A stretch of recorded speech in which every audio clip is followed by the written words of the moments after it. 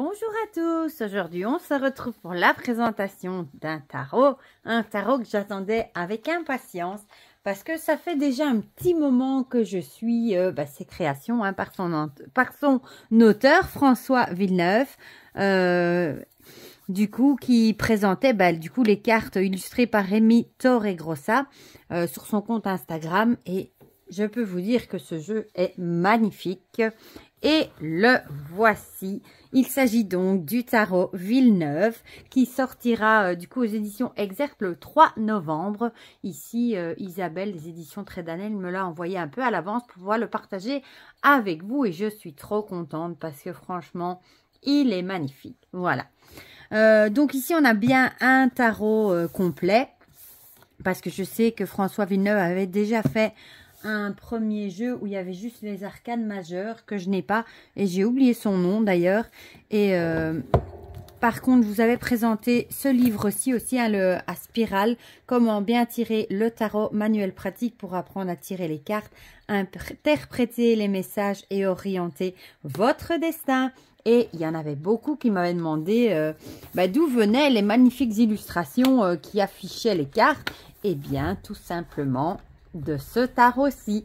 Voilà, donc ici, je vous mettrai le lien dans la barre de description de la présentation que j'avais déjà faite de ce livre-ci. Et comme ça, si jamais vous voulez aller le regarder pour voir si le livre vous intéresse, si vous ne l'avez pas encore, et on va se pencher sur ce magnifique tarot. Bon, déjà, la boîte est magnifique. C'est une belle boîte, une boîte cloche. Elle est quand même très épaisse. Voilà. Bon, forcément, vous allez me dire, il y a un tarot dedans. Et on va lire ensemble ce qui est écrit au dos. Le tarot est un conte, un tarologue, un conteur. François Villeneuve, respectueux de la tradition de ses illustres prédécesseurs, le Normand Béline Etella, a créé un tarot éponyme en modernisant l'iconographie classique du tarot de Marseille, tout en conservant la profondeur et la symbolique de chaque carte. Grâce aux 78 lames illustrées par Rémi Torregrossa, talentueux dessinateur de bande dessinée, et au livre d'accompagnement de 264 pages, vous serez transporté dans un monde intuitif, laissant une grande place à votre capacité d'interprétation. En suivant les conseils pertinents de l'auteur, vous obtiendrez alors une lecture claire, simple et accessible des arcanes.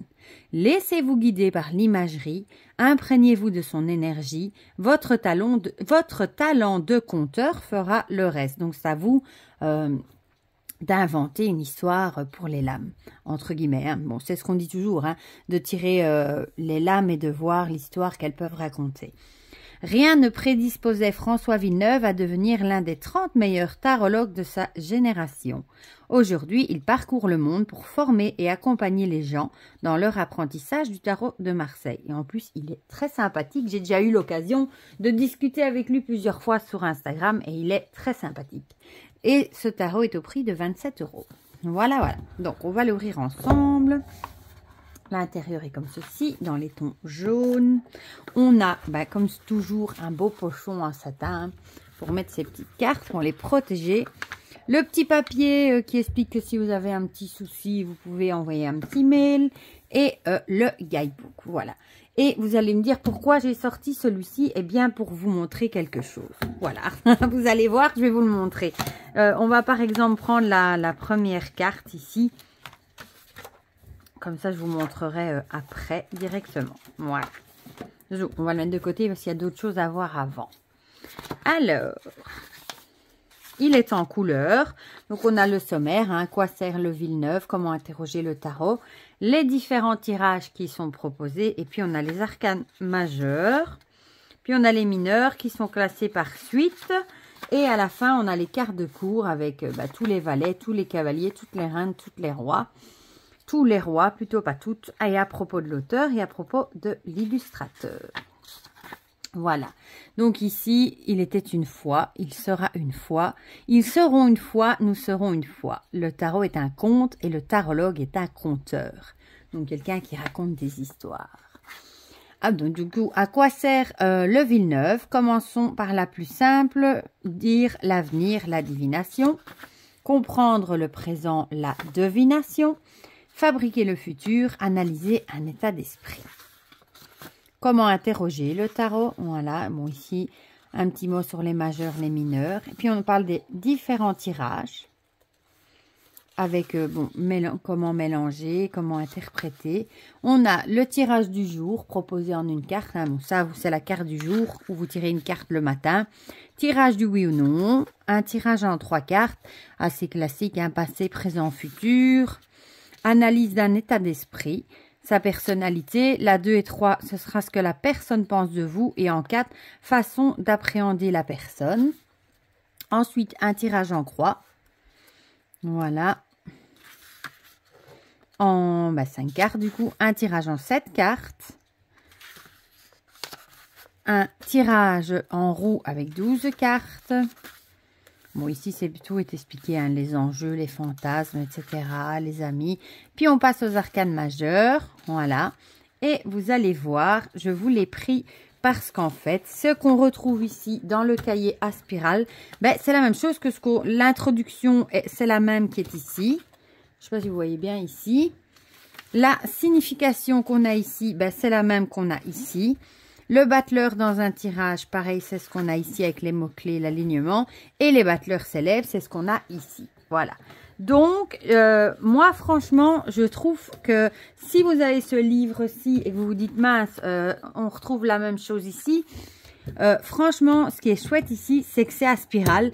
Donc, vous savez le laisser ouvert. Et par exemple, un livre comme ça, vous le laissez ouvert, bah, il se referme. Vous voyez, ça, c'est le côté super pratique. Et en plus, il y a d'autres choses. Il y a des leçons. Enfin, il y a des choses super intéressantes. C'est pas du tout le même principe. Mais l'explication des cartes, vous pouvez très bien travailler du coup avec votre cahier à spirale. Si comme moi, vous trouvez ça super pratique que ça reste ouvert. Voilà. Ça, c'est super chouette. Donc, ben, comme je viens de vous le dire, hein, vous avez ici une petite introduction, la signification de la carte, et ici, dans un tirage, s'il sort dans un tirage, ce que ça veut dire, vous avez l'alignement, les mots-clés, et ça, c'est chouette, j'avais déjà beaucoup aimé ça là-dedans, les battleurs célèbres. Voilà, comme ici, on nous parle de Christophe Colomb, reflète parfaitement le battleur. Voilà, du coup, le fou est à la fin, hein. Puis on passe au mineur et on a exactement la même chose. Voilà, la même chose. Il est vraiment très très riche. L'introduction, la signification, l'as de bâton dans un tirage. On a le sentimental, le professionnel si c'est plutôt en état d'esprit. Même chose, les mots-clés et les bâtons célèbres. Et à la fin, on a les personnages de cours où c'est exactement la même chose. Vous avez à chaque fois beaucoup de choses. Et puis à la fin, je voulais quand même vous montrer, hop, un petit à propos de l'auteur et de l'illustrateur. Voilà. Donc ça, c'est super chouette. Hop, et le livre, il était déjà sorti il y a un moment. Et j'avoue que moi aussi, je m'étais demandé d'où venaient ces magnifiques illustrations dans le livre. Et bien maintenant, on sait d'où elles viennent. Voilà. Donc, le dos est comme ceci. Moi, j'aime beaucoup. On a une tranche dorée. Très jolie aussi, hein. Et le format, je vais quand même regarder des cartes. Je vais attraper une carte de tarot.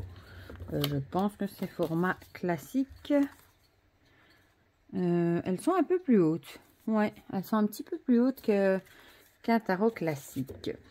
Alors, elles ont un fini glossy, hein, vous voyez. Et il y a une bordure ici. Bon, j'aurais encore préféré sans la bordure, mais bon. Je vais peut-être juste vous rapprocher un petit peu. Comme ça, vous verrez mieux les... Voilà, ce sera plus facile pour moi et ça va m'éviter de me tordre tout à fait le bras. Donc, on a le fou. Moi, je l'ai remis devant parce que j'aime bien le mettre devant. Voilà. Mais sachez que quand vous recevez le jeu, il est après toutes toutes les majeures. Hein. Voilà, donc le fou. Avec un petit côté... avec tous ces liens comme ça. J'adore le côté bande dessinée, moi, justement. Le battleur. Et on retrouve vraiment ce côté dessin animé. Et franchement, j'adore les illustrations. Et comme vous voyez, il n'y a pas de numéro sur les cartes. Donc, ma foi, on peut très bien l'utiliser comme un rider. Vu qu'il n'y a pas, par exemple, la force en 8 et la justice en 11. Vous les mettez où vous voulez. Pour ceux que ça pourrait poser problème. Hein. Je sais qu'il y en a qui n'aiment pas, par exemple, quand la force est en 8, et du coup, ça les ennuie quand ils achètent un jeu. Bah ici, comme il n'y a pas de numéro dessus, vous pouvez très bien la mettre en 11. Et ça, c'est chouette. Voilà. Et il a vraiment les noms du Marseille. Pourtant, il est plutôt Rider-Waite parce que les mineurs sont illustrés. Et ça, c'est vraiment super. Voilà. Donc ici, la papesse. Moi, elle me fait vraiment penser à Game of Thrones avec les dragons, hein, à Daenerys. Je sais pas si ça a à voir avec l'illustration, mais bon, comme je vois les dragons, ma foi. Regardez-moi cette impératrice comme elle est belle. Magnifique. Beaucoup de détails aussi hein, dans les cartes. Oh, celle-ci, elle est vraiment magnifique. Hein. L'empereur, je trouve qu'il en jette. Hein. Il a l'air, il a vraiment une tête d'empereur romain qui n'est pas facile à vivre. Enfin, il en impose, je trouve. Regardez. Franchement, c'est tout à fait comme ça que j'imaginerais un empereur. D'ailleurs, il a la couronne de laurier. C'est peut-être bien Jules César. Je dis, il ressemble à un empereur romain, mais c'est peut-être bien lui. Le pape, il a l'air plein de bienveillance. Il a l'air fasciné, passionné par ce qu'il lit. Et regardez-moi la bibliothèque derrière. Le rêve. Les amoureux. Magnifique aussi. Le chariot, elle est trop belle aussi. On a des tigres blancs à la place des chevaux. La justice, elle est vraiment jolie. Hein. Et on reconnaît un palais de justice derrière. Elle a sa balance. Elle est vraiment magnifique. L'ermite. J'ai adoré cette carte parce qu'on le voit à peine. On voit qu'il rentre dans cette grotte. Comme un peu l'idée qu'on dit toujours rentrer dans sa grotte. Se mettre dans sa bulle. Trouver la solitude. Hein. On le voit sur ce pont. Vraiment tout seul avec sa lanterne. Et je trouve magnifique. La roue de fortune, magnifique avec les signes du zodiaque dans la roue, des licornes. La force, elle est vraiment magnifique. Elle est magnifique, cette femme, et dans le reflet de l'eau avec ce lion. Je trouve ça magnifique. La pendue, ici, elle a un petit côté bondage. Hein. J'ai quand même envie de dire de la façon qu'elle est liée, bâillonnée. Un petit côté quand même. Très belle aussi. La mort, elle est très jolie. Bon, elle pourrait faire un peu peur peut-être. Moi, je la trouve magnifique. On voit ici derrière qu'il y a quelqu'un. À la limite, on dirait que c'est presque la pendue ici. Parce qu'il y a les rubans rouges comme on retrouve ici qui auraient rendu l'âme du coup ici. La tempérance, sublime aussi avec cette pleine lune. Elle est magnifique, vraiment. Et le diable, alors là, niveau tentation, il est magnifique. Hein. Comme avec ses abdos, là, cette tablette de chocolat. Ah, franchement, il est beau. Et ici, ça me fait aussi penser hein, à Game of Thrones avec cette histoire des 100 visages, là. Quand ils prennent les visages, Arya, justement. Avec le dieu multiface. Je sais pas si... Faudra, si jamais François Villeneuve passe par là, qu'il me dise dans les commentaires si ça a à voir avec ça ou absolument pas. Je serais curieuse. La maison Dieu. Avec l'œil ici. L'étoile avec ici, c'est une petite hermine, je crois. Ou une belette ou une hermine. Elle est magnifique. Hein. Celle-là aussi, elle est sublime, je trouve. La lune, façon attrape-rêve. Oh, elle est trop belle. Le soleil, magnifique aussi. Le jugement, très belle aussi. Le monde. Et normalement, le fou vient à cette place-ci. Alors ici, on a l'as de bâton avec ce magnifique phénix qui tient un bâton ici entre ses pattes. Hein. On a vraiment le côté feu, passion. On a le volcan même qui rentre en éruption. Elle est magnifique. Le 2. Avec 2 chemins différents. Le 3. Le 4, elle est très jolie aussi. Elles sont toutes magnifiques. Franchement, moi, j'adore le style. Le 5.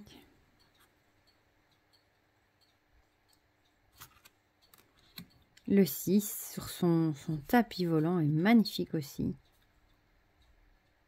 Et on reconnaît un petit peu... ça fait un peu... moi, ça me fait penser à, vous voyez, Aladdin avec ses coupoles là, orientales. C'est magnifique. Le 7 de bâton. Le 8, elle est magnifique aussi, celle-ci. Avec cette petite fille, avec sa magnifique robe et ses gants blancs. Je trouve très jolie. Le 9. Très parlant aussi. Le 10. L'esclavage, on dirait ceux qui faisaient les pyramides. Bien qu'ici, on a plutôt l'air d'être chez les Incas. Celle-ci aussi, le valet de bâton, est trop belle. Fait penser à la Santa Muerte. Waouh! Et j'ai oublié de vous dire, mais la qualité est top, hein, franchement. Le cavalier de bâton. La reine de bâton est magnifique. Avec ses petits ours. Très solaire. Et le roi, là, elle a des petits ours. Lui, il a un magnifique lion. Il est magnifique. Et il a un visage très bienveillant, regardez. Je trouve. Mais et quand je vois tous les détails qu'il y a dans la carte. Ici, l'oiseau, l'abondance de nourriture est vraiment magnifique. Hein. L'as d'épée, magnifique aussi. J'adore. Le 2, magnifique aussi.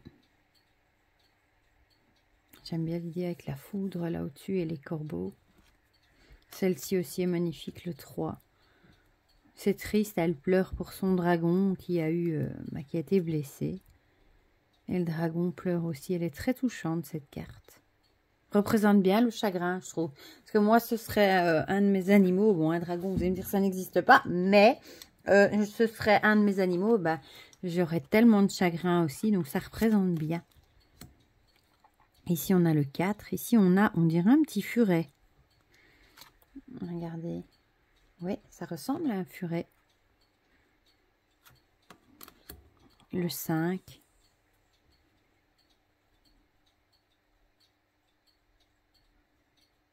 Bon, là, on voit les corps. Et ici, on dirait que c'est aussi tout un tapis de corps. On voit le feu. Hein. On a vite compris que c'est pas une carte agréable. Hein.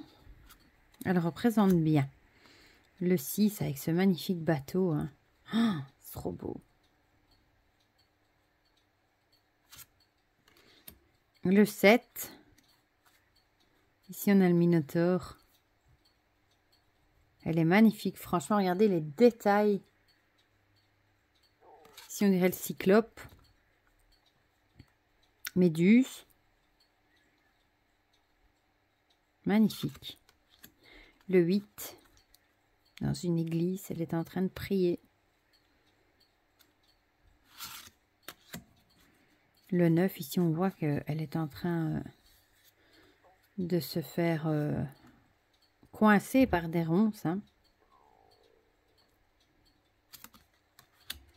Le 10. On dirait vraiment la... Je vais regarder par curiosité avec la mort. On dirait vraiment le même décor. Il me semble bien. Vous voyez, parfois j'ai l'œil. Parfois je verrai pas un éléphant dans un jeu de quilles, comme on dit. Mais là, oui. Vous voyez, c'est la même sans la mort. Le 10 d'épée. Même décor. Semble bien. Bon, du coup, youp, je vais tout remettre comme c'était. Voilà. Alors, on a le valet d'épée. Ils sont beaux, hein, en armure. Et les décors, regardez derrière avec ce château-là. Oh, c'est trop beau. Oh, mon Dieu, le cavalier, il est beau. Ce cheval avec son armure. Et lui, regardez, il a l'air sûr de lui, hein. Il n'a pas l'air hésitant. La reine, elle est magnifique. Il y a des petits chats qui grattent ici. Et elle aussi, franchement, elle n'a pas l'air d'hésiter. Elle a l'air bien sûre d'elle. J'aime bien avec la main sur son crâne. Et ici au-dessus, on retrouve une chouette. Et le roi il est beau. Hein. Ah oui, il est vraiment beau, regardez. Avec ses yens. C'est magnifique. Alors, l'as de denier avec une pie. Et un denier avec marqué Banque du Temps. C'est joli, Banque du Temps. Oh, il est beau, le denier. Ah, franchement, il est magnifique. Bon, je me doutais qu'il allait être magnifique, hein, pour les illustrations que j'avais déjà vu passer, hein. Le 3. Avec ses ailes ici. Oh, c'est vraiment beau, hein. Celle-ci, elle m'a fait sourire, le 4. Avec ce cochon, il me fait penser à une tirelire qui est en train d'avaler des pièces. Mais il fait limite un petit peu peur, le cochon, là. Ici, le 5 de denier me fait penser à Frankenstein, un petit peu. À une créature, voilà, foire aux monstres. Ces pauvres gens qui naissaient difformes, hein, et qui étaient enrôlés dans les cirques et présentés comme des monstres. Et les gens payaient pour venir les voir. D'ailleurs, on voit ici, on a l'impression qu'on lui jette des tomates, le pauvre. Le 6 de denier, magnifique. Elle a l'air tellement bienveillante. Et regardez l'arrière-plan ici avec tout un village, un château, c'est magnifique. Le 7 avec une femme centaure, magnifique.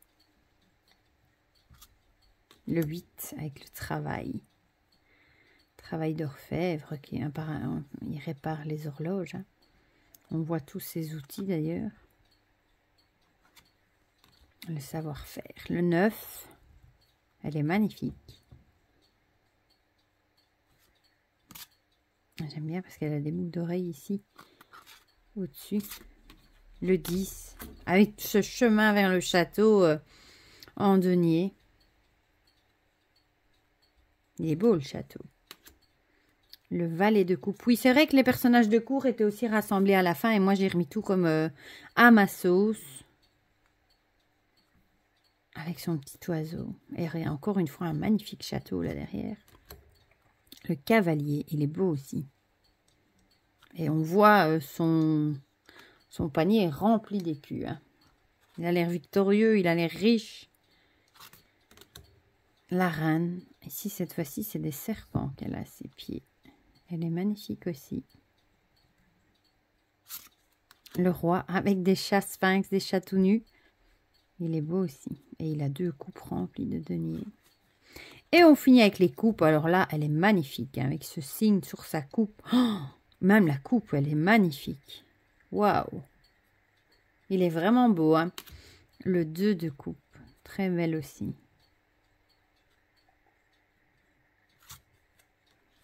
Le 3.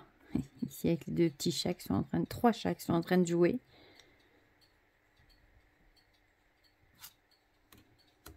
Le 4. Je trouve que les images sont très parlantes. Celle-ci, elle est trop triste, le 5. Avec ce cheval, on dirait qu'elle essaye de le sauver de la noyade. Je trouve ça tellement triste. Le 6 est magnifique avec ces 2 personnages, ici près de la pleine lune. Ici, on a des enfants qui jouent avec les coupes. Le 7. Le 8 dans la forêt, toujours la pleine lune. Magnifique. Le 9, magnifique aussi.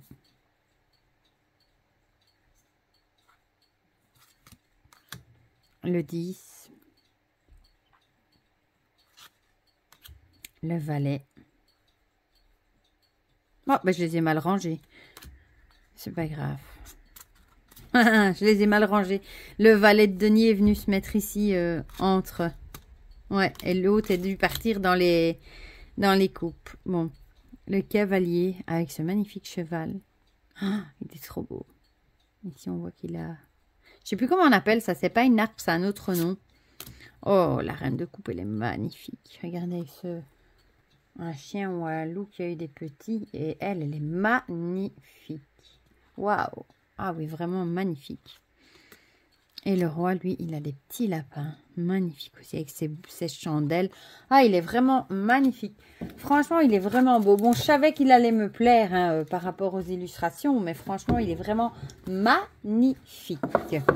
Voilà, ben, c'était le magnifique Tarot Villeneuve qui, je vous rappelle, sort le 3 novembre. Bon, il n'y a plus beaucoup à attendre. On peut déjà le précommander d'ailleurs sur Amazon. Franchement, il est vraiment chouette et le livre est très fourni, je trouve. Et je vous rappelle que je vous mets le lien vers là-bas, vers la vidéo que j'avais faite de ce cahier-ci, de ce livre-ci. Et voilà. Mais du coup, dites-moi en commentaire si vous l'avez déjà précommandé, si vous le trouvez aussi magnifique que moi. Si vous l'avez vu passer ou pas, pourquoi pas. Dites-moi tout ça dans les commentaires. Franchement, moi, je le trouve magnifique. Et comme ça, on discute de tout ça dans les commentaires. Vous pouvez aussi me dire si vous avez ce cahier-ci que je vous avais déjà présenté. Ah, bah d'ailleurs, on a une petite photo ici de François Villeneuve. Voilà, pour ceux qui ne l'avaient pas encore vu. Voilà, bah du coup, dites-moi tout ça dans les commentaires. Comme ça, on partage tout ça ensemble, comme d'habitude. Pour le reste, je vous fais plein de gros bisous. Et on se dit à très vite pour de prochaines vidéos. Bisous, bisous.